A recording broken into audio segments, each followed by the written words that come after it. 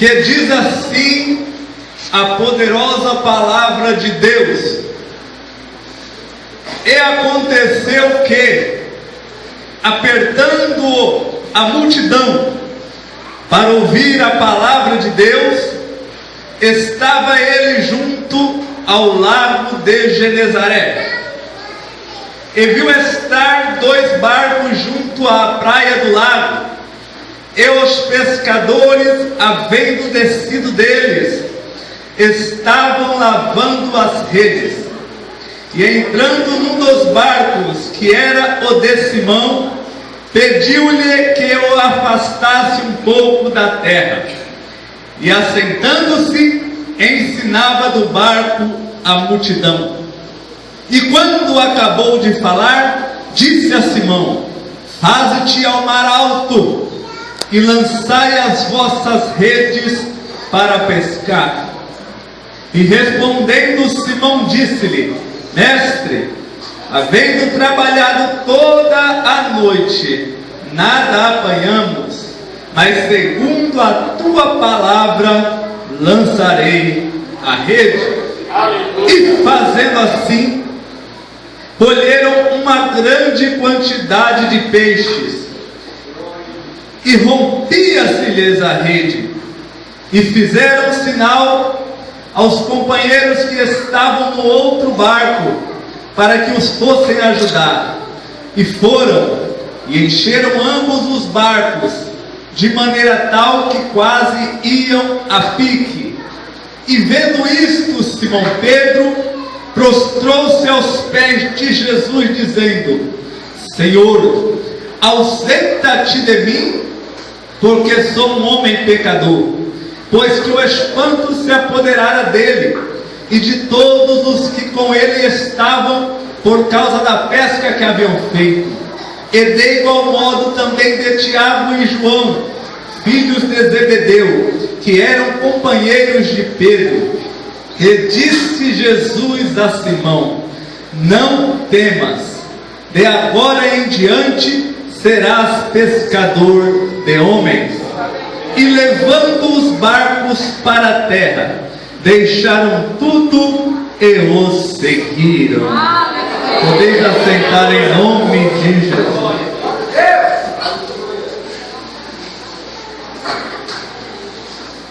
Os versículos bíblicos que nós lemos, com certeza é conhecido de toda a igreja.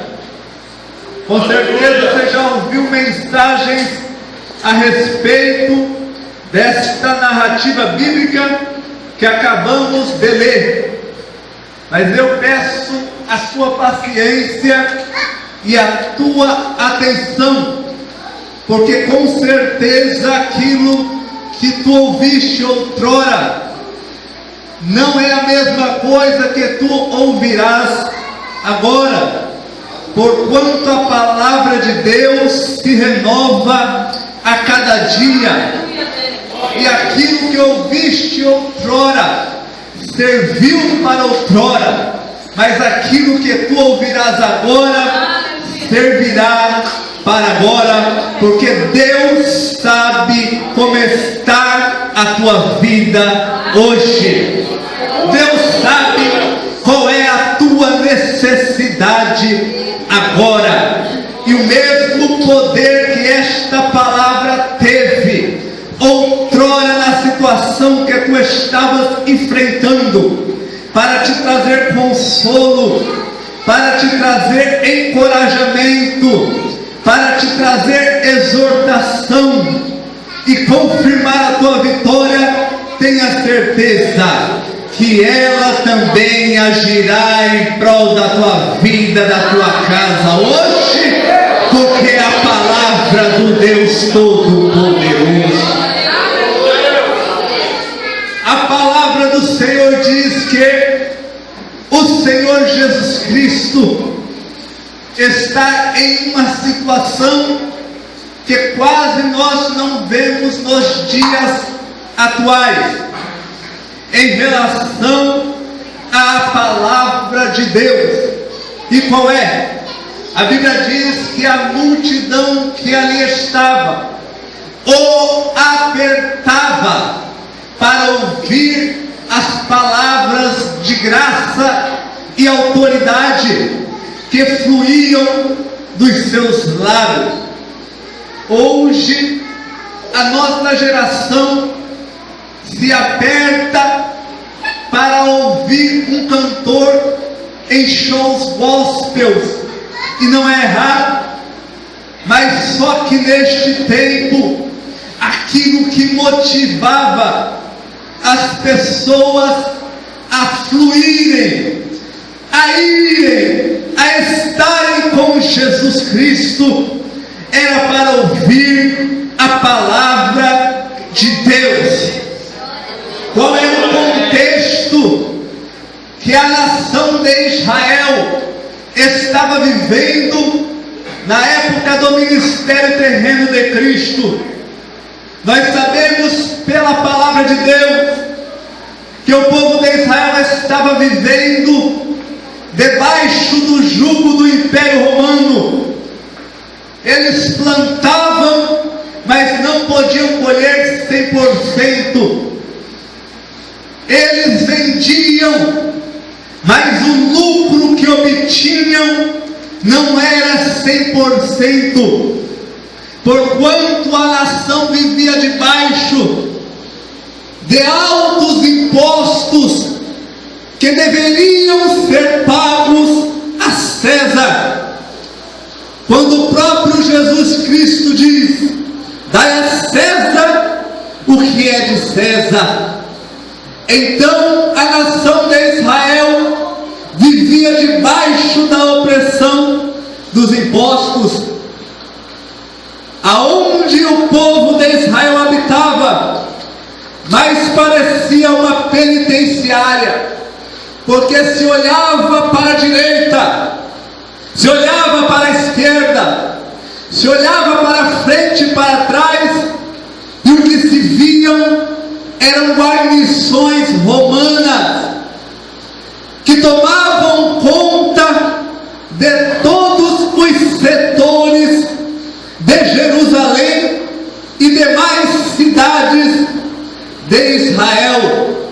O povo não tinha liberdade, o povo não vivia sob democracia ou teocracia posta por Deus, mas vivia debaixo da égide do governador Pilatos e do rei Herodes, homens ímpios que não poupavam o povo, que sob qualquer ameaça de revolta ou de rebelião, a sentença era morte.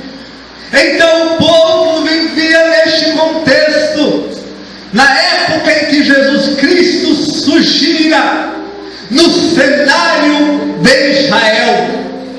Nós vemos o povo oprimido, nós vemos o povo cabisbaixo, nós vemos o povo clamando por liberdade, nós vemos o povo clamando por aquilo que lhe era de direito, nós vemos o salário do trabalhador sendo defraudado, nós vemos injustiça após injustiça, nós vemos que o sofrimento, a discriminação campeava.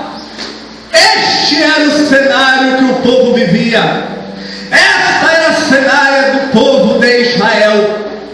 E não dá para se ter alegria plena, vida plena, em meio a um cenário deste.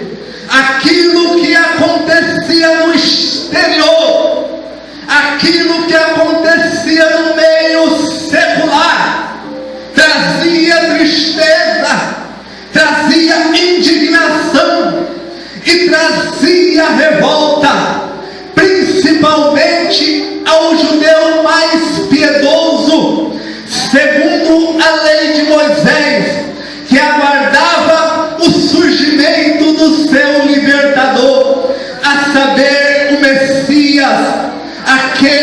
Messias se assentaria no trono de Davi. Então, em meio a este cenário, surge o Senhor Jesus. Em meio à angústia do povo, surge o Rabone, o Raboni da Galileia. Porque em meio à angústia, em meio à tristeza, em meio às injustiças, em meio àquilo que o povo de Israel ouvia, enfrentava e causava algo negativo na sua alma e no seu coração, somente a palavra de Deus para trazer esperança ao povo que vivia naquele contexto. E é por isso que eles apertavam Jesus para ouvir a palavra de Deus. Nós não vivemos em um contexto diferente. É muita corrupção, é muitas injustiças, é muito roubo, é muitas acepções de pessoa neste século mau que estamos vivendo. É pai matando filho, é filho matando pai, é as pessoas odiando-se umas às outras, amantes de si mesmo, sem misericórdia, sem piedade. Quem tem é favorecido à custa de quem não tem. O influente, ele acaba se favorecendo à custa de quem não é influente. O homem mau prospera, enquanto o homem de bem a cada dia é submetido às injustiças deste século mau. Mas eu louvo e exalto a Deus que em meio ao contexto de vida que este mundo vive, se você olhar para um crente, você vê que ele tem esperança de dias melhores. Você vê um sorriso estampado no seu rosto. Você vê que o coração dele não tem lugar para as tristezas que este mundo oferece, porque ele encontra paz, descanso, consolo, alívio e esperança na palavra de Deus. Eterno Deus. E a multidão o aperta. E aonde ele se encontra? Junto ao lago de Genezaré, que é a mesma coisa do mar de Tiberíades, que é a mesma coisa do mar da Galileia. E o que é que ele está fazendo ali? Pela palavra que ele está pregando, ele está cumprindo profecia bíblica. E que profecia bíblica é esta? É a que está descrita no Evangelho segundo escreveu São Mateus, capítulo 4, versículos 13 em diante, que diz: E deixando Nazaré, foi habitar em Cafarnaum, cidade marítima, nos confins de Zebulon e Naphtali, para que se cumprisse o que foi dito pelo profeta Isaías, que diz: a terra de Zebulon e a terra de Naphtali, junto ao caminho do mar, além do Jordão, a Galileia das nações. O povo que estava sentado em trevas viu uma grande luz, e os que estavam assentados na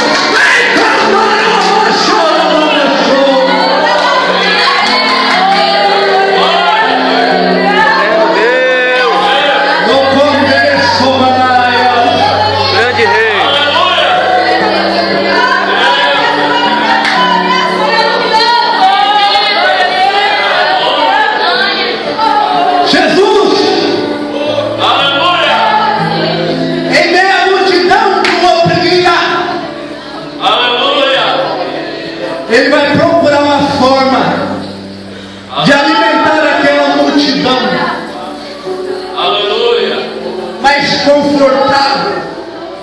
E a Bíblia diz que ele viu estar junto ao mar da Galileia 2 barcos.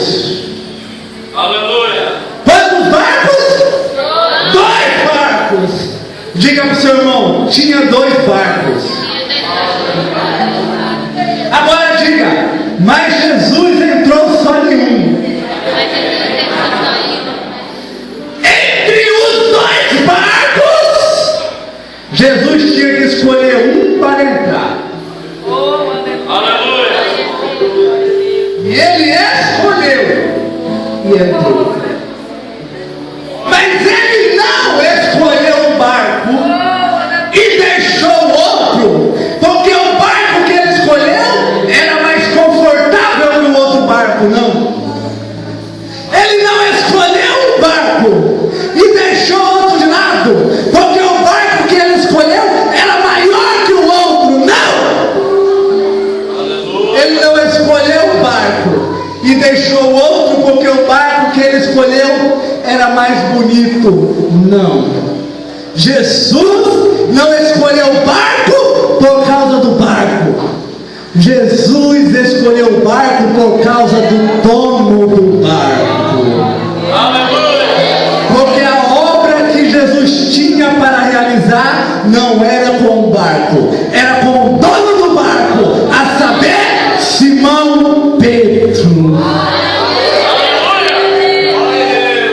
De todas as casas Aleluia. do Pará, vá mais além, do Brasil, vá mais além, da terra, Deus mirou a tua. Marcou um X na tua casa, não porque ela era bonita, não porque ela era grande, não porque ela era imensa, mas porque ele tinha uma obra com você.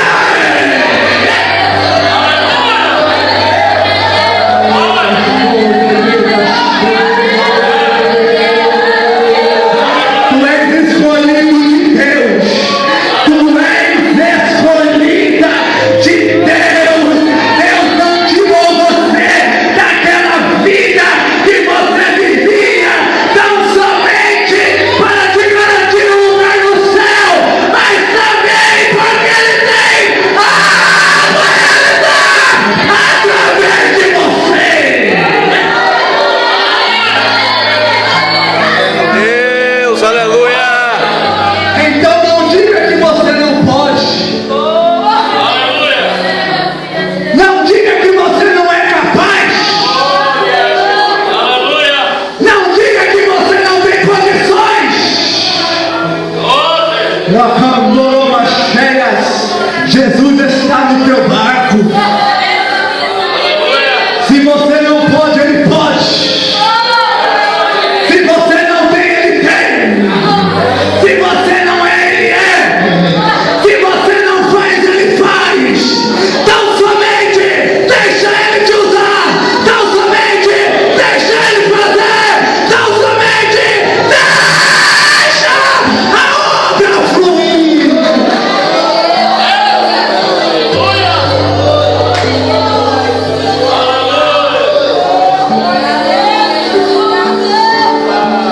Quem crê que Jesus está no barco da vida dele? Então, se você crê que Jesus está no barco da tua vida, você tem que atentar para as 2 coisas que ele falou com Simão estando no barco de Simão.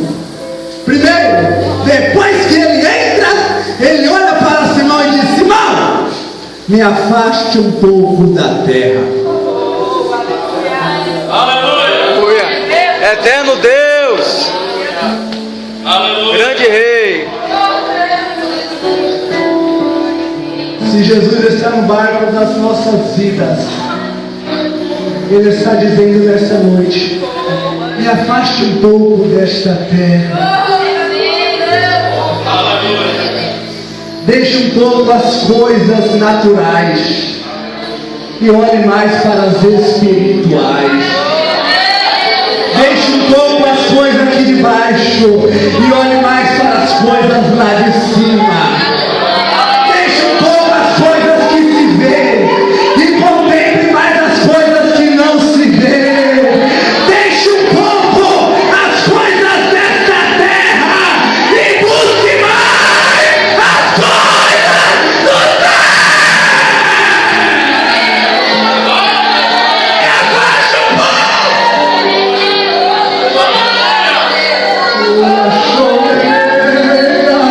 Esvazie um pouco a tua mente das coisas deste mundo, dessa vida passageira, e se ocupe nas coisas do teu Deus, nas coisas espirituais, nas coisas que Ele tem para fazer. Segundo, se Jesus está no barco das nossas vidas, além de afastarmos Ele um pouco da terra, a Bíblia diz que Ele abriu a boca e começou a ensinar a multidão. Aleluia. Porque se Jesus está no barco das nossas vidas, nós temos que abrir a boca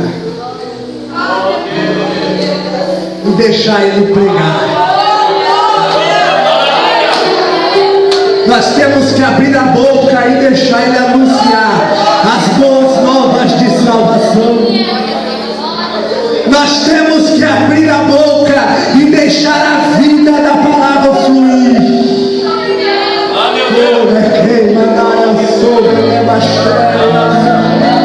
Se Jesus está no barco da tua vida, não se cale quando Ele quer falar.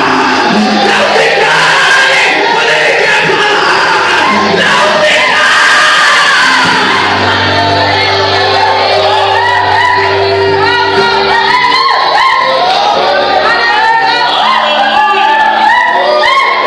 Ele chega e fala: abre a boca, minha serva.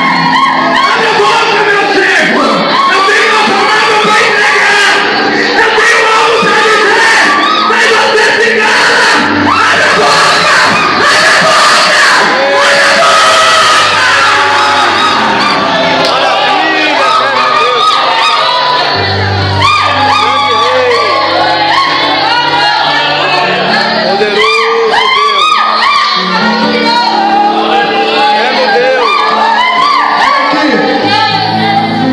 Depois que ele acaba de alimentar a multidão, depois que ele acaba de pregar o Evangelho do Reino, ele tira um pouco os olhos da multidão e olha para o seu escolhido. E a Bíblia diz que Pedro e os seus companheiros estavam lavando as redes. Por quê? Porque eles estavam vindo de uma noite de pesca infrutífera. Não tinham pescado nada a noite inteira. Então, quando eles estão lavando as redes, eles estão se lamentando, se lastimando da noite frustrada de pescaria. Aleluia. João, não deu para essa noite. Rapaz, de novo não pegamos nada. Mas era para ter pego. Vamos voltar para casa de novo, com a rede vazia, sem nada. E em meio ao lamentar deles, Jesus olha e diz: Pedro, faze-te ao mar alto e lançai as vossas redes para pescar. Aleluia. Graças a Deus. Jesus estava dizendo: volte ao lugar da tua frustração. Volte ao lugar onde você lançou a rede e não pescou nada.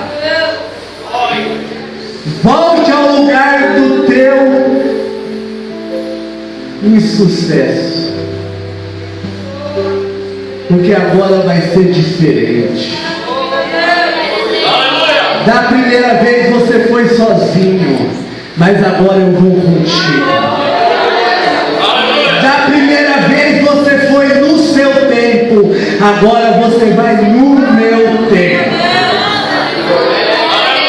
Da primeira vez você foi segundo a tua palavra, mas agora você vai segundo a minha palavra. E uma coisa eu te garanto: o barco não vai voltar vazio, porque a minha palavra, quando é enviada, não volta vazia.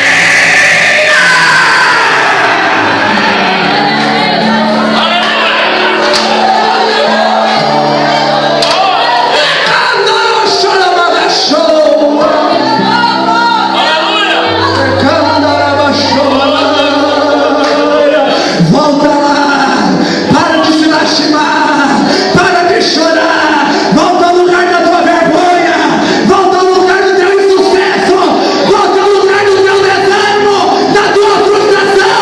Vai ser diferente, vai ser diferente.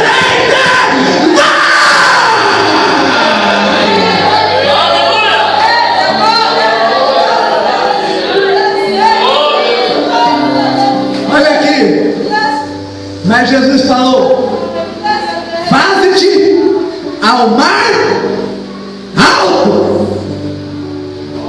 Em outras palavras, Jesus está dizendo: vão para águas profundas.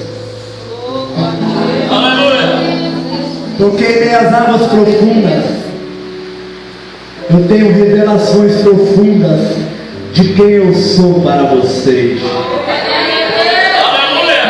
Em meias águas profundas eu tenho revelações profundas do meu poder para vocês.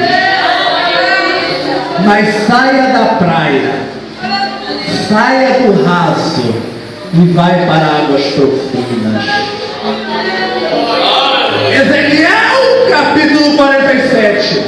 Ezequiel está à beira de um rio, em terra seca, quando aparece um anjo e mede 1000 côvados para dentro das águas.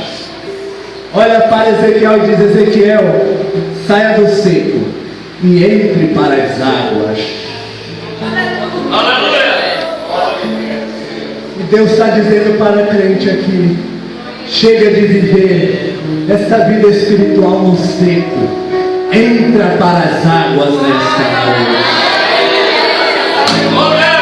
E Ezequiel entrou, e a Bíblia diz que eram águas que davam pelo tornozelo. É o começo da caminhada com Deus. É andar com Deus em águas limpas, em águas cristalinas, não em águas rotas, contaminadas, são águas limpas. O anjo mede mais 1000 côvados e diz: Ezequiel, vem mais profundo, porque Deus tem mais para você. E eram águas que davam pelo joelho. Vida de oração, vida de oração, porque no caminhar você tem que caminhar em uma vida de oração.